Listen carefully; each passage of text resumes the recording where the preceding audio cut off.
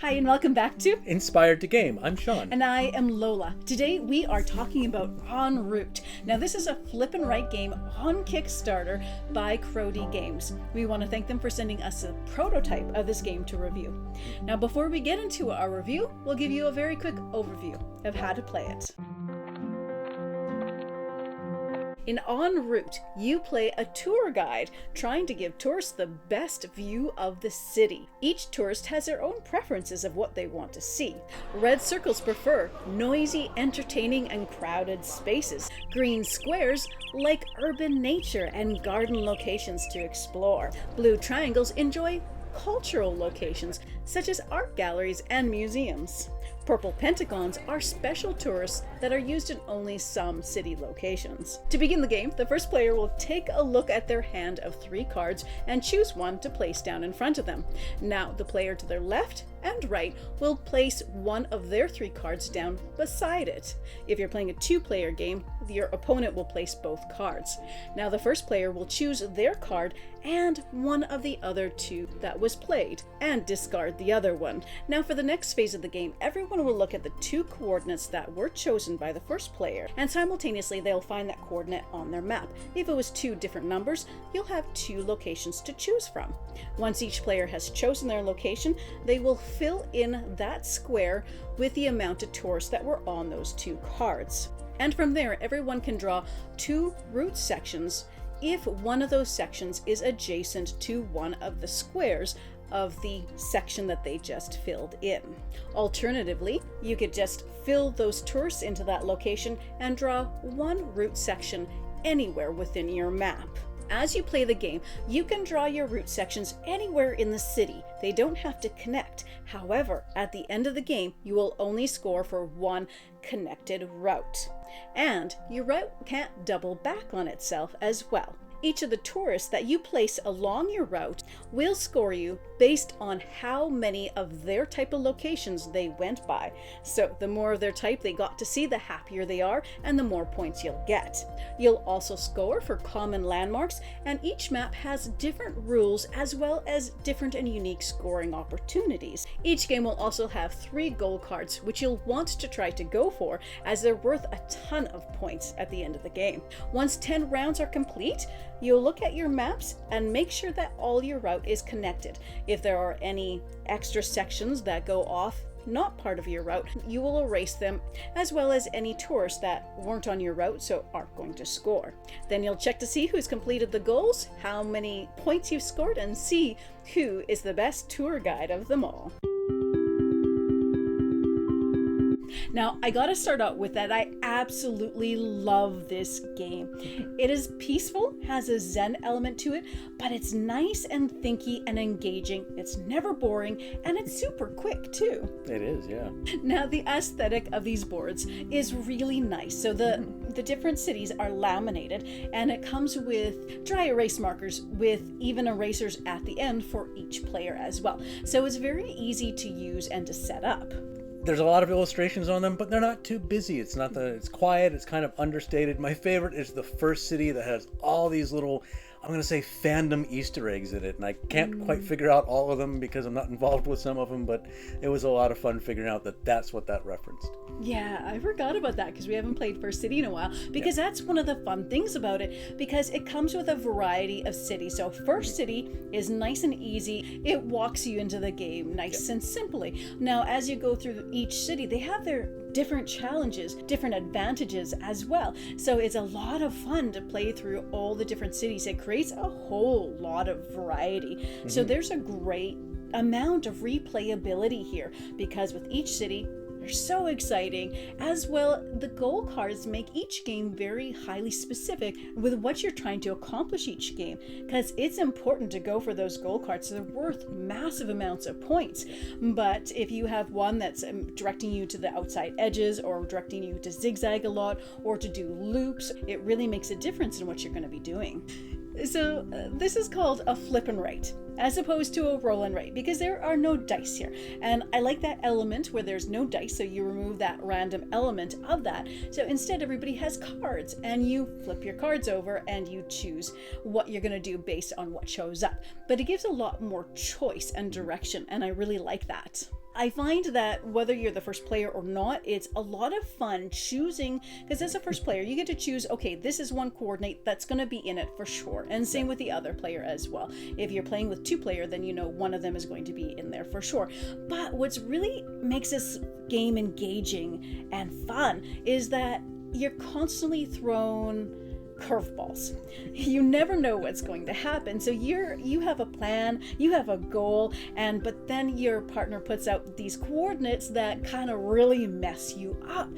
But then you have to try to figure out, okay, how can I work with this? How can I change my plans around? And that's what I really find engaging about the game, is because you're constantly trying to shift your plan in order to accomplish what you need to achieve, because you still need to keep a continuous route, and that's key here. And you want to get all your tourists on it. Any tourists that aren't on your main route will just not be counted at the end of the game. But that shifting a strategy that's happening constantly, because you have to work with what you're getting, keeps this game kind of high stakes and really interesting the whole way through. And sometimes you're picking that second card based on it's a coordinate that you need. Sometimes it's I want that more of those colored tourists on my board. Sometimes it's a matter of that the special cards for that city are giving you extra bonus points for certain landmarks, and maybe you've already passed that landmark, so you want to push up the point value for that at the end of the game. Because there are so many ways to get points in this game, and so many options to shift your strategy or even create your strategy. So because between the gold cards and then the special landmark locations, as well as one of the huge things is maximizing the amount of the colored sections that your tourists want on your route, because those are multiplied. So if you've got 9 red tourists, if you have 1 red place that you go beside, that's very different than if you have 2, or if you have 3, because that's 9 times 3 instead of 9 times 2. If you can get 4, well, your numbers, your end game scoring goes up dramatically for that. Yeah, for sure. Yeah, and each map too has its own extra scoring things, like maybe there's bridges that give you a lot of great extra points or whatnot. There's just a lot going on here that you get to play around with, and it makes it engaging. And one of the things I find really interesting about this game is that unlike with other and write games, not everybody has the exact same map. Yes, the locations are the same for each city, but the coordinate system on my map is going to be different than what Lola has. She has 1 to 6 across the top. I have 6 to 1 across the top. So the coordinates are going to mean different things to each of us. Yeah, and that really is important, I think, with the gameplay, because we're all working with the same amount of coordinates. If we had the same exact coordinates on our maps, well, it would be easy for us to synchronize and be wanting to do the same thing. But because of this, it often means that we're not in alignment with what we're going for. So maybe he's wanting lower numbers, I'm wanting higher numbers, and there's a bit of give and take there. yeah, that's a very good point. It's highly replayable as well, especially with all the different cities. So we had in our prototype, we had Hong Kong, London, and New York. But the Kickstarter has a whole variety of additional ones. Do you remember the other ones? Paris, Rio de Janeiro, and Cairo. Which sound like so much fun. So there's so much to play through, and every game is different. This is a game that plays for about 30 minutes, and it makes it to our table already a lot. This is one that's going to be a filler game that continuously comes out on our table, because it's simple, but it's thinky, and it is fun. There is no criticism that I can think of for this game. I really, really enjoy it a lot. The first thing that popped in mind is the red markers don't want to be erased. We have had some issues with the red markers, but it is a prototype. And there's just something so much fun about creating a map and creating and putting together lines and doing all that. So it just makes it a ton of fun game. So this is on Kickstarter if you want to check it out. If it sounds fun to you, I think this is one of my favorite small box filler type games out there. It's gateway, anybody can play it, but it's nice and puzzly as well. So I do recommend checking this out if it sounds interesting to you.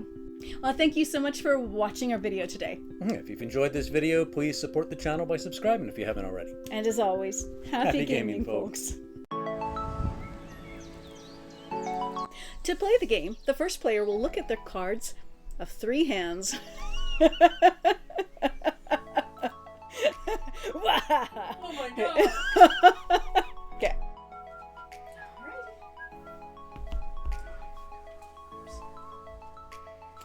Say goodbye to Hollywood. To begin the game, the first player will take a look at their card. Single take. I'm going to give you a quick overview. It's not that bad. Are now. you mocking my No, dramatic not at pause? all. Yeah, but you're right. It is It is a dramatic pause. I love it. Like, I have to be careful about that. Okay. We're going to give you an overview. Oh yeah. Rock and start. Later. Okay. Can I talk about my point now? No.